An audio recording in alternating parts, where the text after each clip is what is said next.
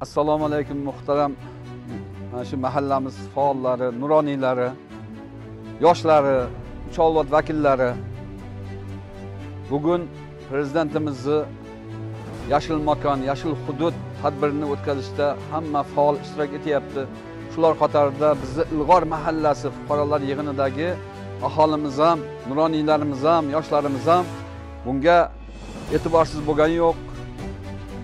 O'z mehnatlari bilan, o'z faoliyati bilan hissasini qo'shyapti. Buning uchun tashakkur bildiramiz. Yurtimizning tinchligi barqaror bo'lsin.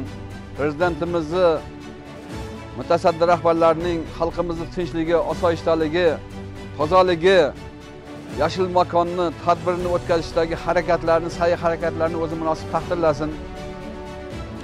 Yoshlarimiz bunda albatta faol bo'lishini mana nuroniylarimiz o'zlari ko'rsatib beryapti.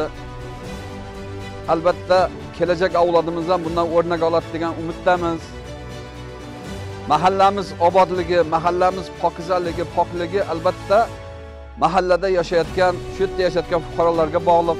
Mustaqilligimiz barqaror bo'lsin.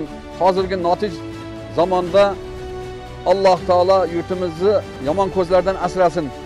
Yurtboshimizni, mutasaddi rahbarlarni, sarhadimizdagi turgan farzandlarimizni qilayotgan tinchlik, osoyishtalik, farovonlik, kelajak yo'lida qilayotgan sa'y harakatlarni, mehnatlarini o'zi munosib taqdirlasin. Allohim o'zidan o'zgaga muhtoj qilmasin. Bi fazlika va karomik, bi rahmatika ya arhamar rohim.